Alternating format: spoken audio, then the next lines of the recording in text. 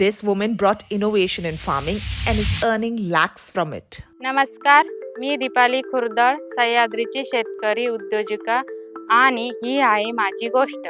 In 2018, when her daughter fell ill and the father-in-law had a heart attack, Dipali faced mounting expenses.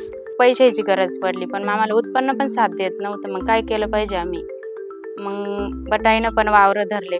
आमचे वावरं होते 5 acre होते, पण मग आम्ही दुसऱ्यांचे पण 5 एकर धरलं.